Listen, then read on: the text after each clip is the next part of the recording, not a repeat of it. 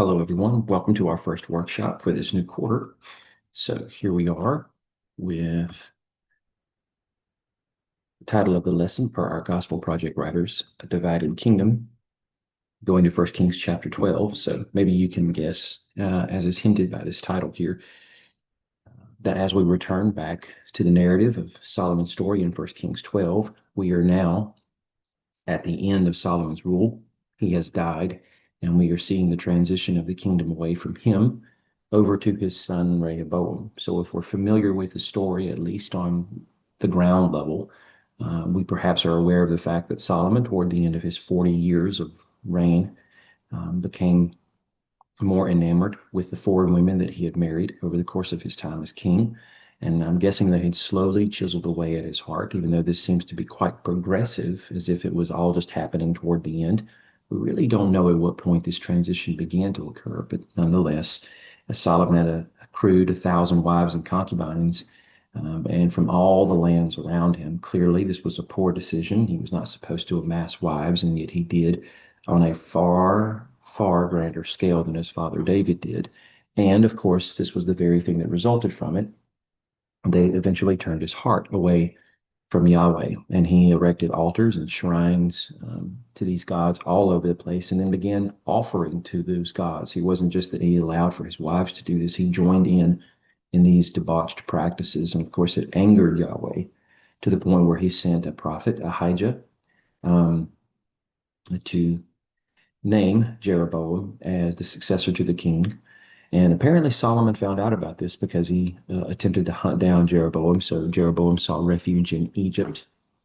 And then after Solomon was dead, when the kingdom was handed over and secured firmly in Rehoboam's hands of all of Solomon's sons, Jeroboam comes back, and we have something of a contest, if you will, that's um, offered here between Rehoboam and Jeroboam, as goes, which king will the people follow?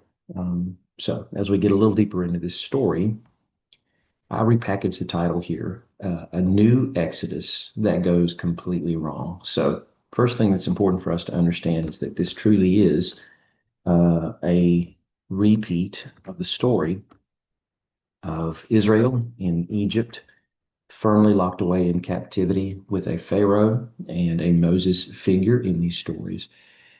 But the reason why I say it goes completely wrong is because if we follow that pattern, obviously we have God raising up his deliverer in that story, Moses, to go and confront Pharaoh. Pharaoh doubles down, hardens his heart over a series of plagues. Egypt is destroyed, but Israel is winsomely protected by the Lord and then eventually escorted out of the land under the guidance of Moses to come to Yahweh, where new creation is awaiting them. That's the typical pattern. And so we do have some Moses figures in this story. We also have Pharaoh figures in this story. But what seemingly never happens at the end of this is that there actually is no deliverance for the Israelites. They will continue to suffer in one way or the other under these people.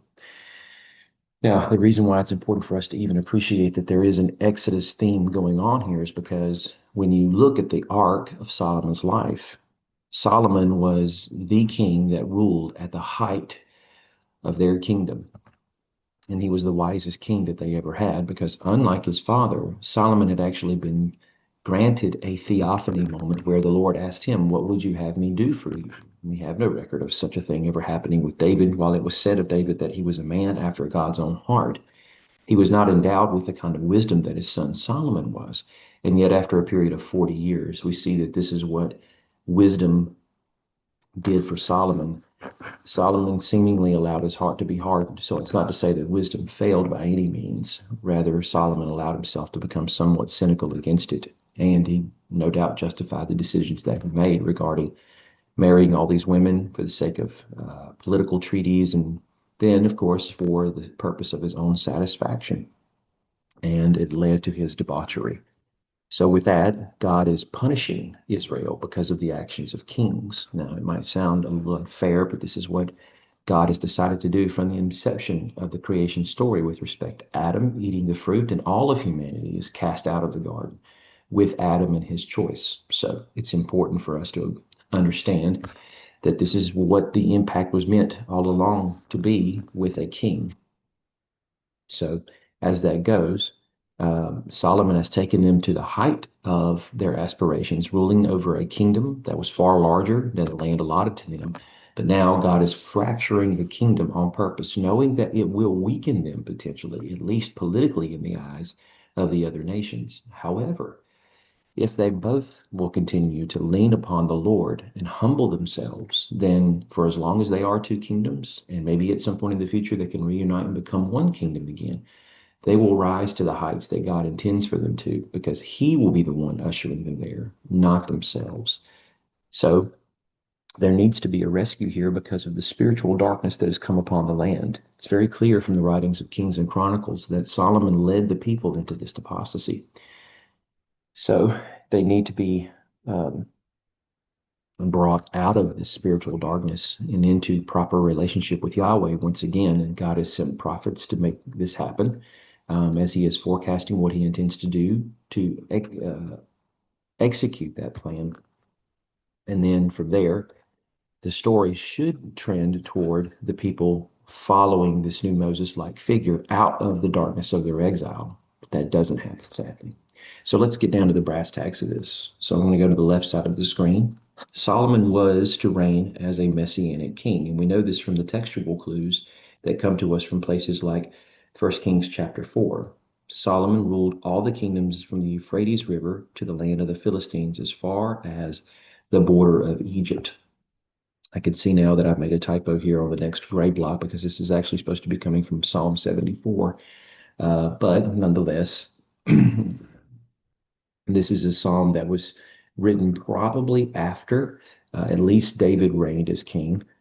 And it speaks of the idea of the anticipated Messiah who will come as the son of David and who will reign over land from not only sea to sea, i.e., the Dead Sea to the Mediterranean Sea, and from the Euphrates River. And normally this moniker would say, and from the Euphrates River to the Brook of Egypt, but instead it says from the Euphrates River to the ends of the earth. So the only king who actually ruled over that much territory was David right before he turned this over to his son Solomon. But Solomon, for the duration of his kingship, ruled over that amount of land, sea to sea, river to river, but not the ends of the earth. So it's changed for the sake of anticipating the Messiah will hold all the land of the earth. Point being, though, is that when you consider the crescendo of Israel's kings, it's Solomon sitting right at the top of the hill, who had control of the most land and possessed the most wealth and had the most influence over the earth around him with respect to the other kingdoms. So he is a messianic king for the sake of Israel's story and what she was supposed to do as a nation. But clearly, he winds up becoming a new exilic Pharaoh. So when I say exilic, I mean we are back in the place of exile again. And exile because of the fact Israel has wandered away from the Lord. Sure, it's important for us to appreciate there's always a remnant, so not every heart turns away because of what Solomon does. And certainly there are prophets who are working to condemn these actions and continue to lead the people rightly by virtue of speaking truth to power out openly in front of people like Solomon, but nonetheless, most of the people are aligning themselves with this. And we see this from a couple of other textual clues as well from places like 1 Kings 10. We are told that Solomon's horses were imported from Egypt. He imported chariots from Egypt, and they exported them to all the kings of the Hittites and the kings of Aram through their agents. Aram becomes Syria with its capital city of Damascus. Now, if you know enough of the story from this point on, you know that when Israel becomes its own kingdom, separate from Judah, it has 20 kings that rules over it. One of the most wicked kings that ruled over them was Ahab, and the particular opponent, who was the arch nemesis of Israel, or the thorn in their side, happened to be the kings of Aram, Damascus during that time. So they become a formidable foe for Israel in the future, all because of the actions of Solomon. I don't know if they did not have access to the markets in Egypt, but they clearly would have had to go through Egypt in order to get there by land, I should say, had to go through Israel to get to Egypt, to get there by land. And of course, to bring those chariots back since Aram Damascus has no access to the sea. So with that being said, uh, sadly, Israel under Solomon's reign becomes the brokering agent to get them the military tools that they need. And certainly, Israel was supposed to be an influence over the nations, but not with this kind of thing in mind. We go to Deuteronomy 17 when we look at the actual laws that are given for the king. This is what we are told: he must not acquire many horses or send the people back to Egypt to acquire horses, for the Lord has told you, you are never to go back that way again. Now, of course, skeptical scholars have long since, at least for the last 150 years, assumed that these words were added back into the book of Deuteronomy after the Babylonian captivity as a way of somehow anachronistically um, connecting the concepts of how they were exiled into Babylon for spiritual reasons, at least in the eyes of the prophets and the priests who were still loyal to Yahweh at the time when the Babylonian captivity began.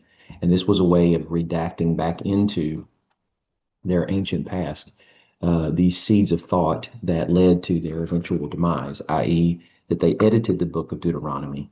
If there was a book of Deuteronomy at that time, to say, well, this is what happened. We had Solomon. He was the beginning of the end here. And if he hadn't done things like this, then it wouldn't have ended here.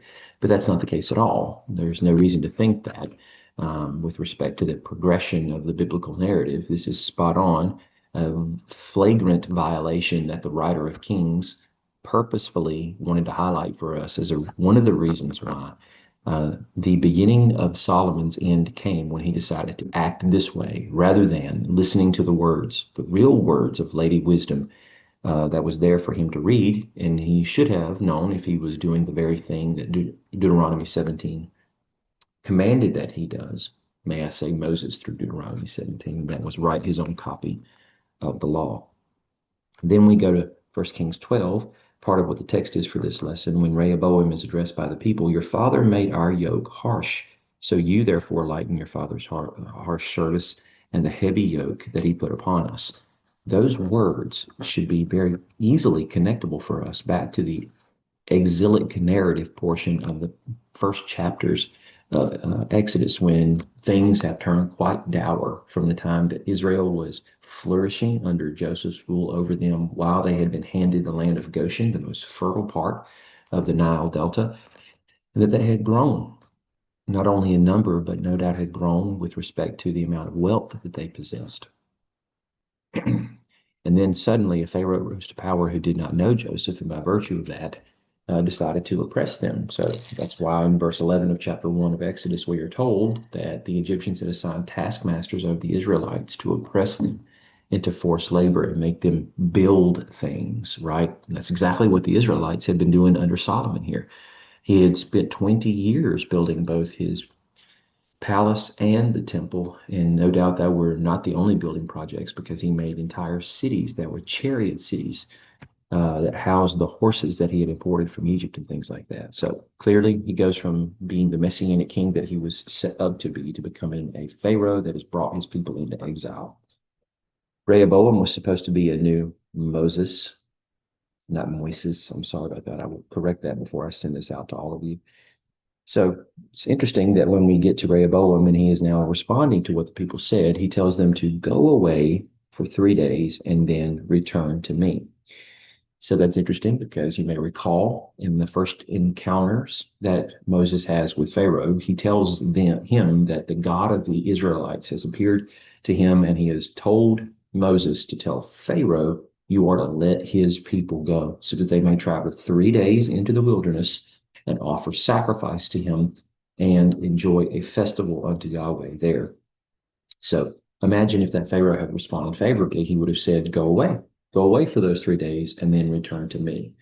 So in some way, Rehoboam is already posturing himself to be something of a Pharaoh figure by virtue of the way this formula is orchestrated here. But at the same time, he can be seen on the other side of that spectrum as Moses, right?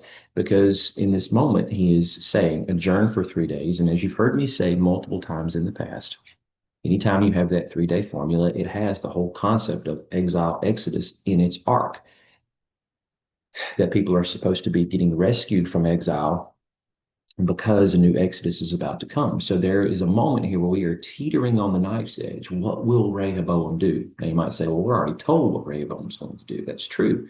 But when these people were living through the history of this, they didn't know that. We have no idea how many people did know. Presumably a few people did, but not many would have known that God was actually going to take the kingdom away from Rehoboam and leave him only with two tribes to rule over, while the other 10 would now be under the guidance of a new shepherd king. God and his prophets knew this, and the ones who needed to be informed of it were. But aside from that, everyone else was completely ignorant. So they are living on the knife's edge of, will Rehoboam listen to the counsel that was given to him and our urgent plea that he would stop being like his father was?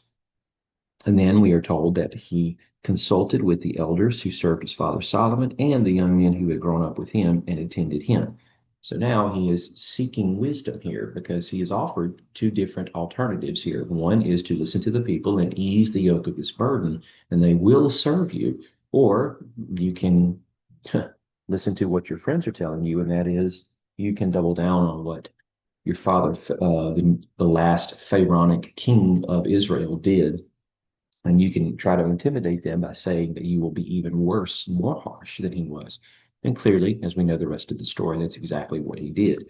He doubles down and he becomes a new Pharaoh figure. But just to make sure we're connecting this back to that wisdom tradition we had spent the last month talking about, this was the moment when Lady Wisdom was speaking to him.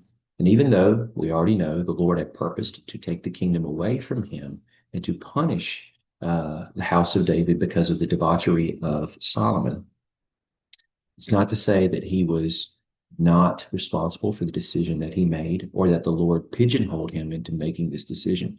This is the kind of king that Rehoboam was, the character of the man. And if you're not sure about that, then you can flip over to the books of Chronicles. And when we get into, I believe, Second Chronicles is where we start with the story, then we'll see what kind of person Rehoboam was, because very early on in his kingship, after he had seen the kingdom was firmly secured in his hands, he completely abandoned the worship of Yahweh. He could have been a humble king that could have ruled over a larger swath of territory. Who knows? Maybe in his days, because of the debauchery of the house of Jeroboam, the kingdom could have been brought back under his headship as a united kingdom, but instead it wasn't.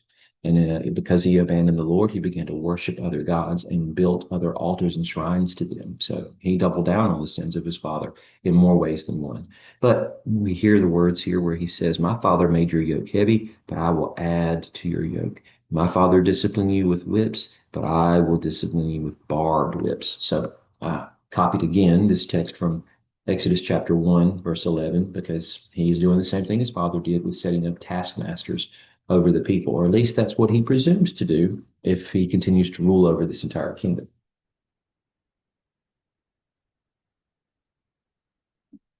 And then when he sees the rebellion ensue, he returns back to Jerusalem in his chariot, and immediately he immobilizes 180,000 soldiers to go and fight against the house of Israel. So that should help you see the clear connection to the Pharaoh of the Exodus itself, when after he was soundly defeated by Yahweh and he told Moses that he and the people could go, that after a few days of their absence, his heart became the most recalcitrant it had been, and he decided to muster his entire force, with the exception of probably a small gaggle of men to serve as sentries over Egypt. So clearly, the entire army didn't go, but enough to make the point known that they were either going to be carted back in chains or he was going to kill them all.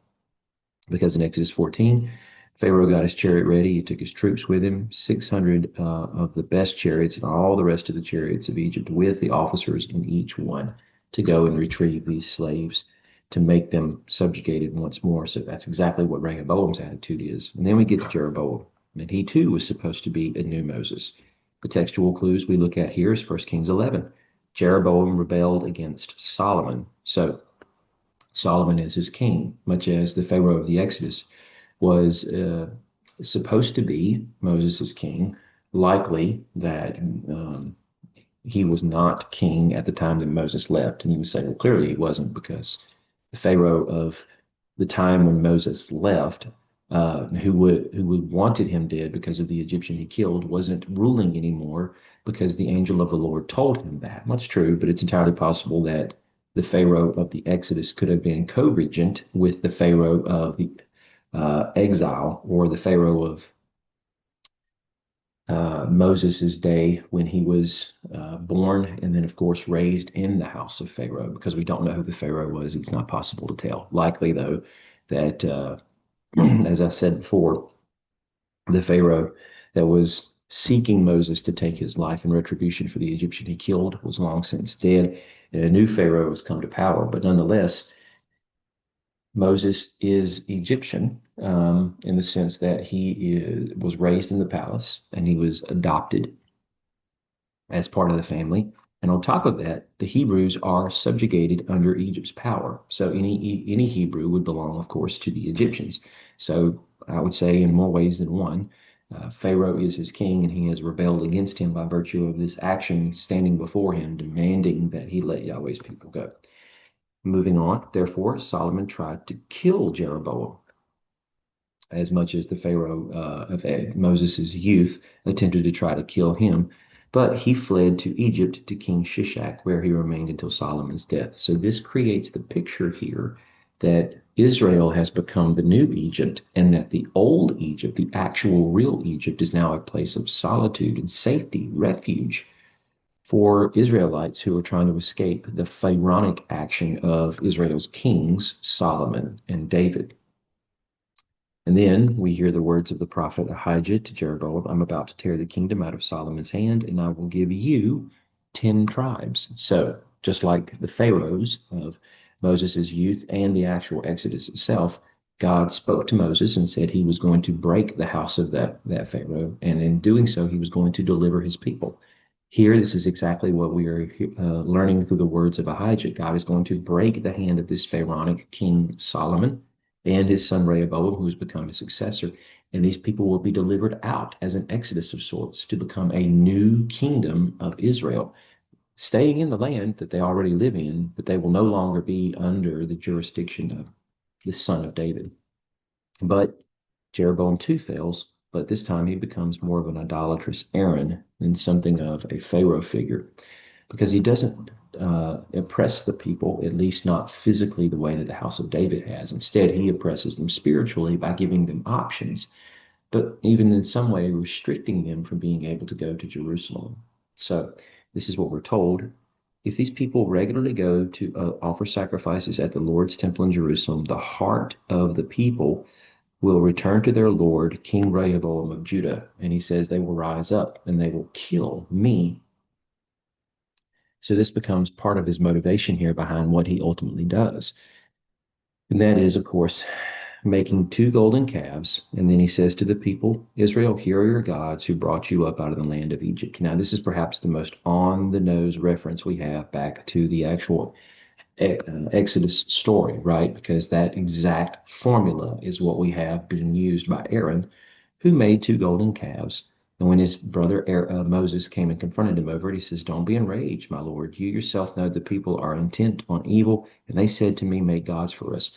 Blaming the people as he did, but this is exactly what Jeroboam was doing. He is considering the people, as it were, that it would be too hard for them to go back to Jerusalem, when in reality, he wants to consolidate his power base. He wants to prevent them from going back there because he's afraid their allegiance would eventually slip away from him and the kingdom would not be solidified in his hand anymore. There would be no concept of dynasty if they eventually decided, we don't want to be ruled by you. We would rather go back and be subject under the house of David. He is hedging his bets here, hoping that Rehoboam will continue to be a debauched king, but just in case he isn't, if he softens himself and becomes the humbled Pharaoh that should have allowed the people of Israel to go easily during his day, if he doesn't do that, then he's fine. But if he does do that, then what if God takes the kingdom away from Jeroboam? So he wants to work against God effectively in that regard by taking this measure and preventing the people from going back there. And of course, when we get to the books of Chronicles, we find more information with respect to the fact that the people made a big choice here with respect to several people who were faithful to Yahweh, decided not to live in the land anymore. They sold their houses and they packed up and they went down into Judah. Even the Levitical priests decided not to be a part of this new debauched religion, but they were also exiled from being a part of it too. because Jeroboam appointed a new class of priests. And it's not because they were angry so much, but because of their fealty to Yahweh and because their job was to serve in the temple there, as they would do on a rotational basis, leaving their homes behind for weeks at a time to go and serve there and then come back home, right? So now they just lock, stock, and barrel, sold everything and moved. So that being said, get to our last text. He took, this is Aaron, he took gold from them, made into an image of a calf, and then he said to them, Israel, these are your gods who brought you up from the land of Egypt. So, what I hope that you've gathered from this here is that we have evidentiary textual clues here that make it quite obvious that the author is stylizing the account to make us aware of the fact that we're in a new exilic moment here that needs an exodus, and God is orchestrating those events. But this is what happens with the human characters who are supposed to be playing out the story. Some are being postured in a place where they are going to double down and commit further atrocities, i.e., Rehoboam. But God is bringing about a new person who he is going to saddle with all the resources necessary. A new David figure, if you would, through Jeroboam, to lead the people away from the apostasy of the house of David. But he is going to continue to leave the lamp burning in Jerusalem because of David's service and his faithfulness to Yahweh. And God intends to use both kingdoms to execute the mission that he has given Israel in the words that he blessed Abraham with in changing the world, because people are still going to have to come through this swath of land to get to Egypt. And two kingdoms should be worshiping Yahweh with complete fidelity. And there should be good relation between the kingdoms, as both of them should be utilizing God's house for that purpose in Jerusalem, which means open borders and fair trade between the two nations, right? Again, it might be seen as a posture of weakness by other nations, but if it can work just fine if the people are following Yahweh the way they're supposed to be. But we know how the rest of that story is going to turn out. So this Exodus moment got turned upside down, completely on its head, and was snuffed out before it ever really got going. Well, appreciate your time. Thanks for listening. I sincerely hope this was helpful.